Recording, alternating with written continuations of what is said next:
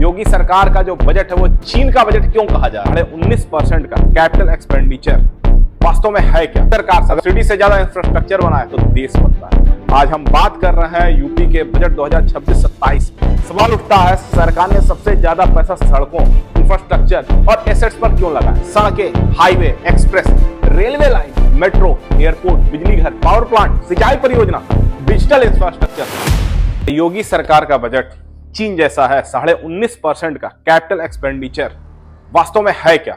अगर कोई सरकार सड़कों से ज्यादा सब्सिडी बांटे तो वोट मिलते हैं, लेकिन अगर वही सरकार सब्सिडी से ज्यादा इंफ्रास्ट्रक्चर बनाए तो देश बनता है। आज हम बात कर रहे हैं यूपी के बजट 2026-27 और समझेंगे कि क्यों कुछ लोग इसे चीन का बजट कह रहे हैं। सवाल नंबर 1, योगी सरकार का जो बजट है वो चीन का बजट क्यों कहा जा रहा है? बहुत सीधा सा कारण है, पूंजीगत व्यय यानी कि कैपिटल एक्सपेंडिचर। बजट का 19.5% हिस्सा अब इसी पे खर्च हो रहा है। अब जरा तुलना समझिएगा, शिक्षा पर 24.4%, स्वास्थ्य पर 6%, कृषि और उससे जुड़े वस्तुओं पर 9%, सबसे ज्यादा पैसा कैपिटल एक्सपेंडिचर यानी 19.5% खर्च हो रहा है। सवाल उठता है, सरकार ने सबसे ज्यादा पैसा सड़कों, इंफ्रास्ट्रक्चर और एसेट्स पर क्यों लगाया है? दूसरा सवाल, कैपिटल एक्सपेंडिचर आखिर होता क्या है? बहुत आसान भाषा में समझिएगा, कैपिटल एक्सपेंडिचर एक ऐसा खर्च है जिससे देश के लिए कुछ स्थायी बनता है, परमानेंट बनता है, जैसे सड़कें, highway, express, railway line, metro, airport, बिजली घर, पावर प्लांट, सिंचाई परियोजना, digital infrastructure, semiconductor, microchip project और बहुत सारी चीजें।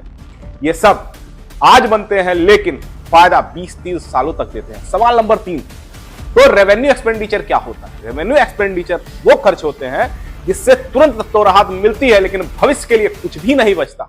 जैसे समझिएगा, सरकारी कर्मचारियों का वेतन, पेंशन, सब्सिडी, खाद, एलपीजी, राशन, ब्याज का भुगतान और प्रशासनिक खर्च। ये जरूरी है लेकिन इकोनॉमी को आगे नहीं बढ़ाते हैं दोस्तों। अब सवाल नंबर 4 क्या है?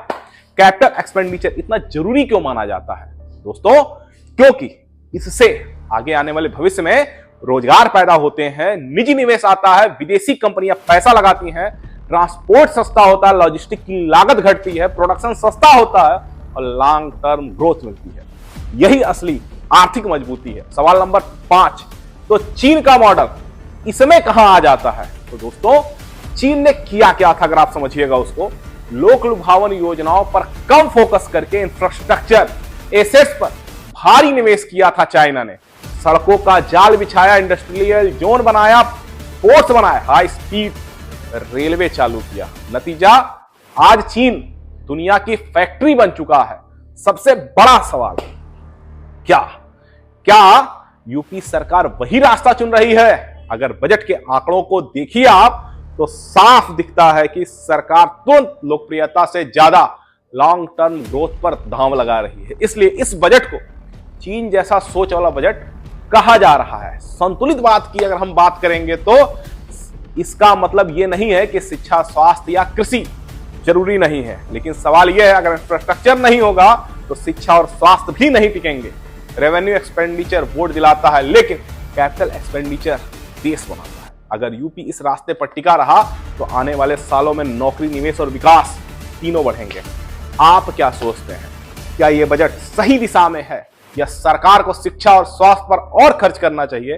कमेंट में अपनी राय जरूर लिखिएगा और वीडियो पसंद आया हो तो शेयर करना ना भूलें और गुरु के साथ जुड़ जाइएगा।